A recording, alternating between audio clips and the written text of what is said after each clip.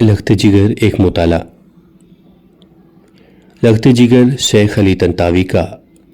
نہایت ہی مقبول عربی کتابچہ یا بنتی و یا ابنی کا اردو ترجمہ ہے، جس کے مترجم عبدالحق فلاحی صاحب ہیں، جنہوں نے سن 1988 میں اس کتابچے کا نہایت ہی باریکی اور ہنرمندی سے ترجمہ کر کے اس کتابچے کا حق ادا کیا ہے۔ شیخ علی طنطاوی رحمۃ اللہ علیہ کا شمار عربی ادب کے ان چنندہ اشخاص میں ہوتا ہے جنہوں نے نہ صرف یہ کہ نئی نسل کے ذہن میں اسلامی اقدار اور اسلامی کردار کی برتری کا سکہ جمایا،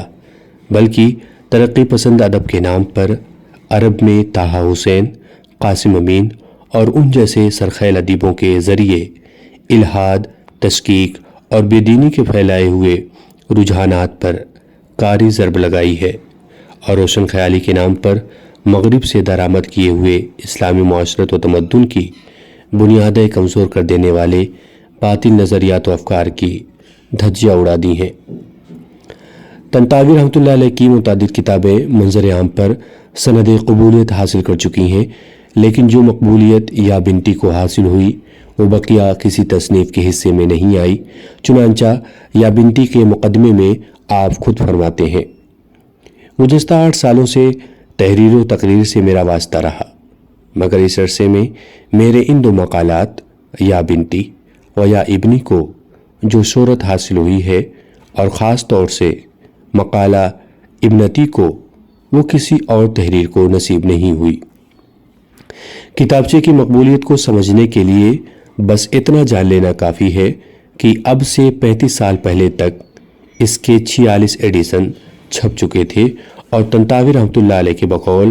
کہ انہوں نے اسے مفت تقسیم کرنے اور معمولی قیمت پر فروخت کرنے کی شرط پر اشاعت عام کی اجازت دی تھی۔ لخت جگر نامی یہ کتابچہ کل 36 صفحوں پر مشتمل ہے، لیکن پیاری بیٹی مقالہ صرف 13 صفحوں تک ہی محدود ہے۔ پیاری بیٹی یا ابنتی اتنا مقبول کیوں ہوا، یہ سمجھنے کی چیز ہے۔ طنطاوی رحمۃ اللہ علیہ کا یہ مقالہ قوم کی بیٹیوں کو سامنے رکھ کر لکھا گیا ہے، لیکن آپ کی تحریر سے جس طرح کا درد چھلک رہا ہے، جس طرح آپ قوم کی بیٹیوں کو سمجھا بجھا رہے ہیں، جس طرح کا انداز مشفقانہ آپ نے اپنایا ہے، اس سے تو یہی معلوم ہوتا ہے کہ گرچہ آپ نے قوم کی بیٹیوں کو مخاطب کیا ہے، لیکن ان بیٹیوں کو قوم کی بیٹی نہ سمجھ کر اپنی بیٹیوں کے درجے میں رکھا ہے، اور ان کے درمیان کسی بھی طرح کا کوئی امتیاز نہیں بڑھتا ہے۔ چنانچہ ظالم حیوان مردوں سے آگاہ کرتے ہوئے کہتے ہیں کہ اے میری بیٹی، یہ صحیح ہے کہ گناہ کے راستے میں پہلا قدم مرد ہی اٹھاتا ہے، عورت کبھی پیش قدمی نہیں کرتی، لیکن یہ بھی سچ ہے کہ اگر تمہاری رضامندی شامل نہ ہو تو وہ اپنے مقصد میں کبھی کامیاب نہ ہو سکے۔ مزید فرماتے ہیں: اے میری بیٹی، بھیڑیے کی نظر بکری کے صرف گوشت پر ہوتی ہے، اور مرد تمہاری جس چیز کے متمنی ہوتے ہیں وہ تو بکری کے گوشت سے بھی زیادہ تمہاری نظر میں وقیع اور قیمتی ہے، اور اس کا ضائع ہونا موت سے بڑھ کر المناک ہے۔ مندرجہ بالا عبارتوں کو پڑھنے کے بعد بس یہی لگتا ہے کہ طنطاوی کے سامنے باحیا، معصوم، بھولی بھالی لڑکیوں کی ایک بھیڑ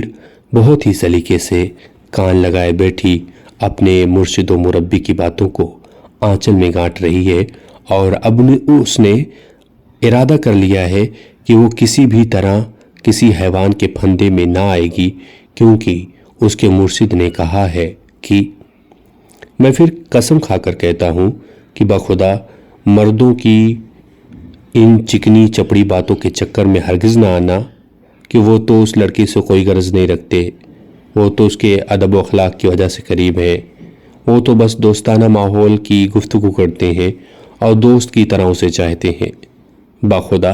یہ سراسر جھوٹ ہے۔ اگر تم نوجوانوں کی خلوت کی باتیں سنو تو تم حیران و ششدر رہ جاؤ گی، اور تم پر ہول طاری ہو جائے گا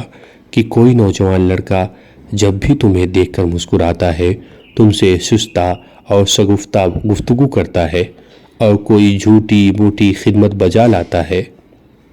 تو دراصل یہ اس کے چھپے ہوئے ارادے کی تمہید ہوتی ہے، یا کم از کم خود فریبی ہی میں وہ مبتلا ہو جاتا ہے کہ چلو تمہید سر ہوئی۔ مستقبل کی رسوائی اور آخرت کی تباہی کو بیان کرتے ہوئے فرماتے ہیں کہ سوچو، غور کرو، اگر تم دونوں ایک لمحے کے لیے لذت گناہ میں شریک ہوتے ہو، اس کے بعد وہ تو بھول جاتا ہے کہ اس نے کیا کرتوت کیا، البتہ تم ضرور غم و غصے کی گھونٹ پی پی کر زندگی گزارتی رہو گی۔ وہ پھر آہستہ سے کسی اور بھولی بھالی لڑکی کا شکار کرتا ہے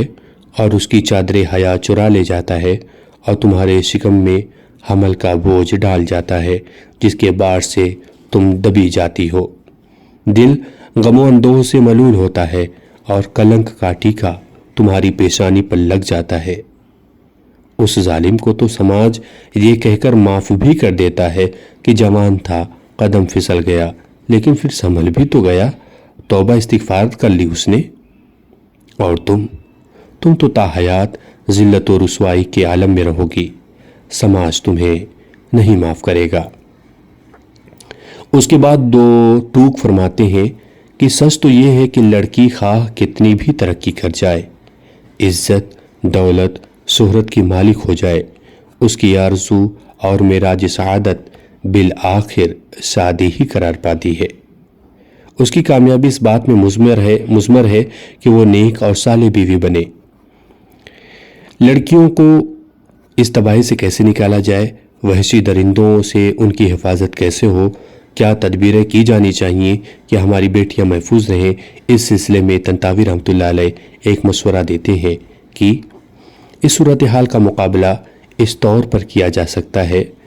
کہ حلقہ ادب سے تعلق رکھنے والی خواتین، اسکولوں کی استانیاں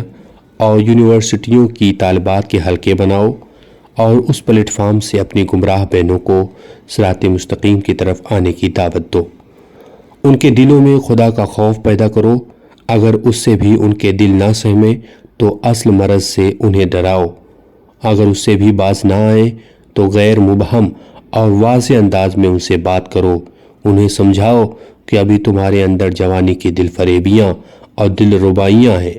اس لیے نوجوان لڑکے تمہارے اوپر فریفتہ ہوتے ہیں اور تمہارا طواف کرتے پھرتے ہیں، مگر بتاؤ کہ کیا یہ جوانی کا لڑپن اور یہ خد و خال اور حسن و جمال ہمیشہ قائم رہے گا؟ آخر دنیا کی کسی شے کو دوام اور پائیداری حاصل ہے کہ لڑکی کا لڑکپن اور حسینوں کا حسن قائم و دائم رہے گا؟ ذرا سوچو تو صحیح، کیا حال ہوگا تمہارا اس وقت جب تم سن رسیدہ ہو جاؤ گی، ریڑھ کی ہڈی تک منحنی ہو جائے گی اور چہرے پر شگفتگی اور بشاشت کے بجائے جھریاں پڑی ہوں گی، پھر اس وقت کس کی نظر التفات تمہاری طرف اٹھے گی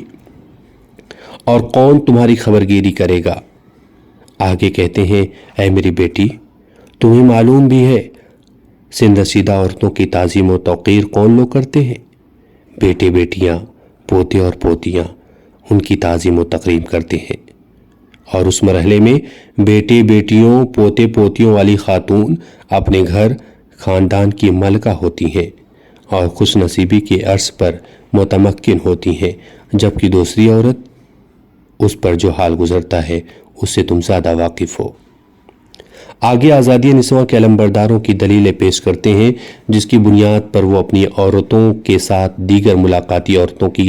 عریانیت اور فحاشی پر مہمیز کرتے ہیں۔ آپ فرماتے ہیں کہ آزادی نسواں کے علمبرداروں کی دلیل ملاحظہ ہو، عورتوں اور مردوں کا آزادانہ اختلاط دراصل شہوت کے زور کو توڑ دیتا ہے، اخلاق میں شائستگی پیدا کرتا ہے اور طبیعت سے اس جنسی ہیجان کو ختم کر دیتا ہے۔ میں اس کا جواب ان لوگوں پر چھوڑ دیتا ہوں جو کالجوں، یونیورسٹیوں میں آزادانہ اختلاط کے تجربے سے گزر چکے ہیں، وہی اس کا صحیح جواب دیں گے۔ آخر میں چلتے چلتے پھر قوم کی بیٹیوں کو مخاطب کرتے ہیں کہ اے بیٹی، جب حسن پر خزاں آتی ہے تو یہ شیدائی بھی رفو چکر ہو جاتے ہیں، ٹھیک اسی طرح جیسے کتا اس لاش سے واپس ہو جاتا ہے جس میں کوئی مزغہ گوشت نہیں رہ جاتا۔ لخت جگر، تمہارے حق میں میری یہ نصیحت ہے اور یہی سچ ہے تو تم کسی اور کی بات کو خاطر میں نہ لانا اور یہ جان لو کہ تمہاری عزت تمہارے ہاتھ میں ہے، ہم مردوں کے ہاتھ میں نہیں ہے۔ اصلاح کی کنجی تمہارے ہاتھ میں ہے، اگر چاہو گی تو اپنی اصلاح آپ کر لو گی اور تمہاری اصلاح سے ساری امت سدھر جائے گی۔ والسلام علیکم ورحمۃ اللہ وبرکاتہ۔